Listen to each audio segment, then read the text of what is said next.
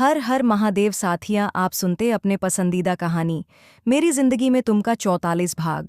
इधर ऑफिस का टाइम होते ही सभी लोग अपने अपने काम में लग गए थे।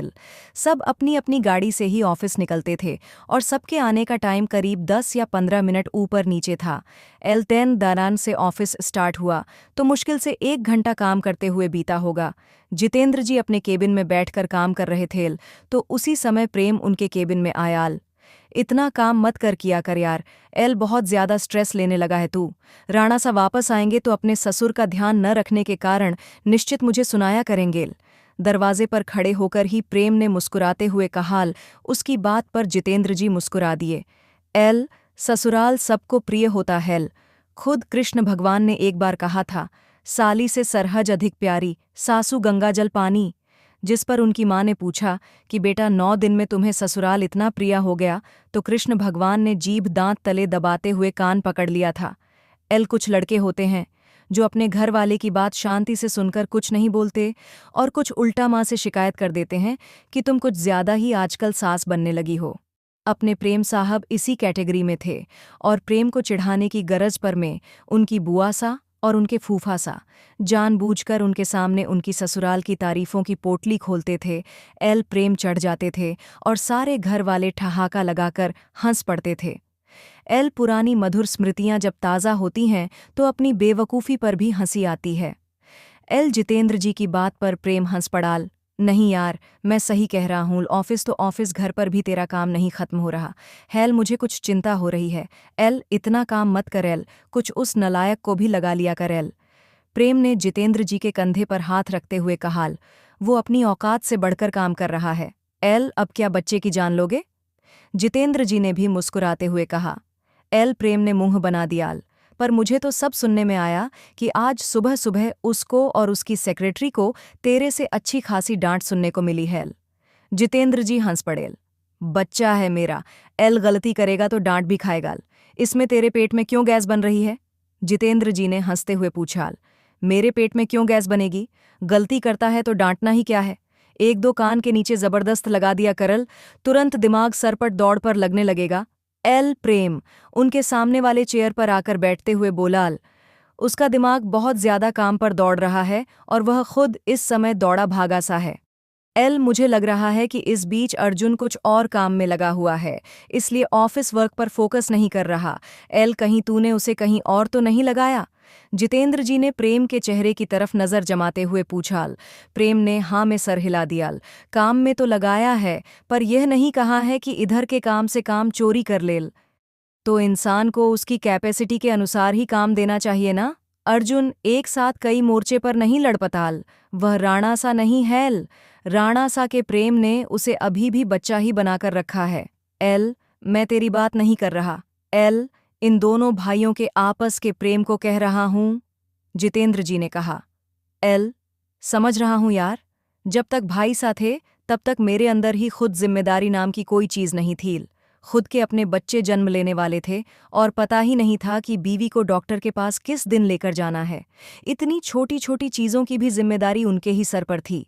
यह तक पता नहीं था कि बच्चों के लिए दूध का पाउडर किस कंपनी का आता है।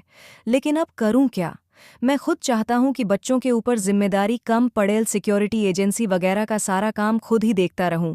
लेकिन इधर भी तो तू देख ही रहा है, मैं इधर रह ही कहाँ पा रहा हूं। रोज कहीं ना कहीं निकलना होता है। एल, रोज कहीं कोई ना कोई घर पर आया होता। हैल, उसको कंपनी देनी पड़ती। हैल, घर के कामों से मुझे फुर्सत नहीं मिल पा रही है तो ऑफिस में क्या देखूंगा? तो मेरे हिस्से का सारा काम उसी के ऊपर पड़ा हुआ। हैल प्लस ऑफिस भी हैल। प्रेम बेबसी में अपना सर मसलते हुए बोलाल।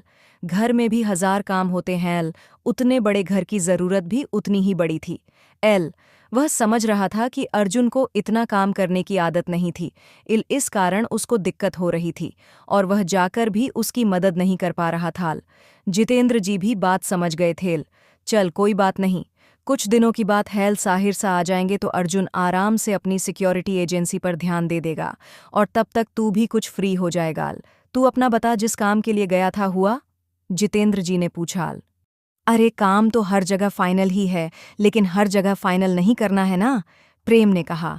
इस समय वह अभिज्ञा की शादी के लिए दौड़ रहा था। जहां जाता था लगभग सब कुछ पसंद ही आता था। हर चीज़ एक से बढ़कर एक थी और उन लोगों को भी प्रतापगढ़ से रिश्ता जोड़ने में इंटरेस्ट हो जाता था। अब ऐसे में बेस्ट से भी बेस्ट चीज़ कैसे निकलना है, यह चीज़ प्रेम के लिए मुश्किल हो रही थी, क्योंकि जब एनालिसिस करने बैठता था तो हर जगह कोई ना कोई कमी तो निकल ही आती थी। और अगर यही बात दामिनी जी से बता देता था तो दामिनी जी की नाक सिकुड़ जाती थी। प्रेम की इस बात पर दामिनी जी का टेप रिकॉर्डर शुरू हो जाता था। इस तरह से अगर लड़के छांटते रहे ना तो आपकी बेटी को कुंवारी ही रह जाना है। इस दुनिया में कोई भी पूरा नहीं। कमी ढूंढने वाले तो भगवान राम के घर भी कमी ढूंढ लेंगे कि उनके पिता की 3 शादियां थीं। ये लड़का पता नहीं कितनी शादी करेगा और उसके घर की व्यवस्था कैसी होगी। एक आंख बंद कीजिएगा, तभी बेटी की शादी होगी।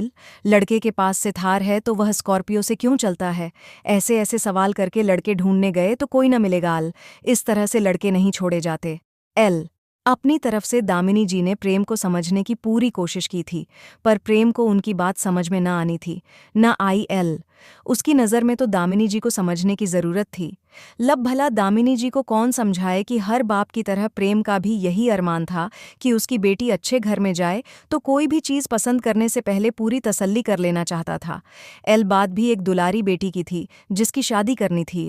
अभी वही बात याद दिलाकर जितेंद्र जी ने प्रेम की दुखती हुई रग पर हाथ रख दिया था। एक तो पहले ही दिल उदास था कि शादी के बाद बेटी दूसरे घर चली जाएगी, न जाने कैसा घर बार मिलेगा। जिस बेटी को दिन रात आंखों के सामने देखने की इच्छा होती हो, 5 मिनट कॉलेज या सहेली के घर से आने में देर हो जाए तो दिल बेचैन हो उठता। उसे दूसरे के घर भेजना है तो हिम्मत जोड़नी होगी, और उसमें भी दामिनी जी की जल्दीबाजी।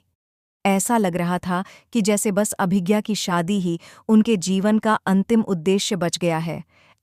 ये सब कुछ प्रेम के समझ से ऊपर था। प्रेम कुछ उदास सा हो गया था। मुंह क्यों बनाकर बैठा है? क्या भाभी सा से झगड़ा करके आ रहा है? जितेंद्र जी ने हंसते हुए पूछा। मैं झगड़ा क्या करूंगा? झगड़ा तो तब होता है जब दोनों तरफ से बातों के गोले दागे जाएल। यहाँ तो वही बोलती है, वही सुनाती है नल। हम तो बस अल्लाह मियाँ की गाय की तरह चुपचाप सुनते जाते हैं। तू और अल्लाह मियाँ की गाय? जितेंद्र जी खुलकर हंस पड़ेल। और नहीं तो क्या? एक तो ये लड़कों के माँ बाप ने दिमाग खराब करके रखा है, और सबसे ज्यादा तेरी भाभी सा।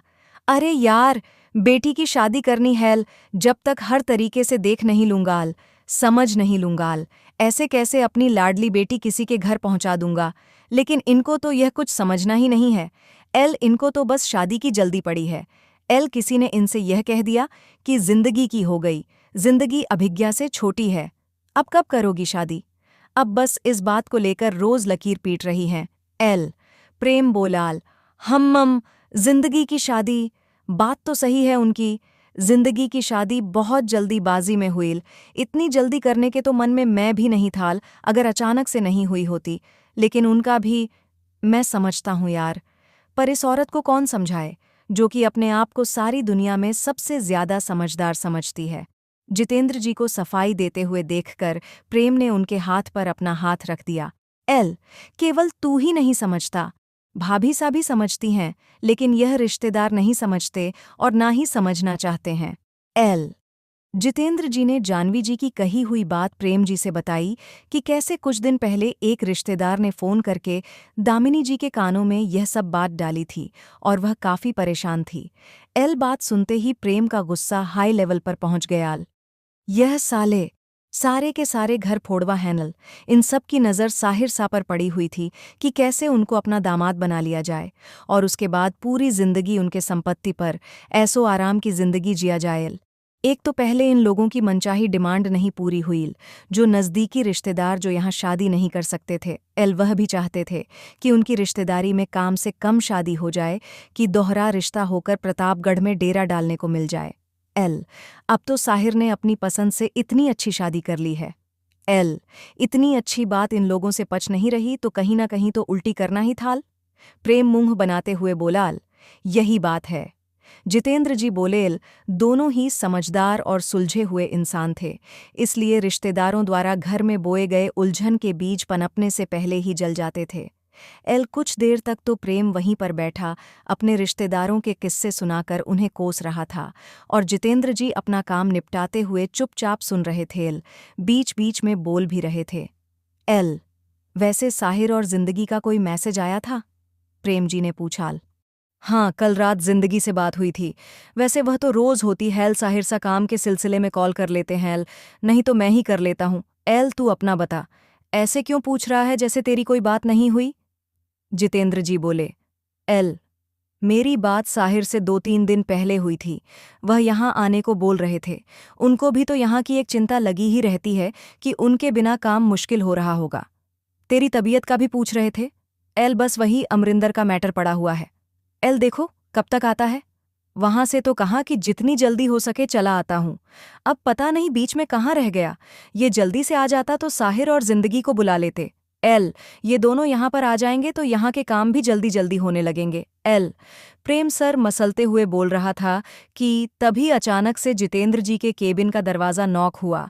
दोनों ने सर मोड़कर पीछे देखा तो सामने खड़े शख्स को देखकर दोनों अपनी जगह से उठकर खड़े हो गए। एल जैसे नाम लो और हाजिर। कौन आया था, दरवाजे पर जानने के लिए बने रहे अगले भाग तक।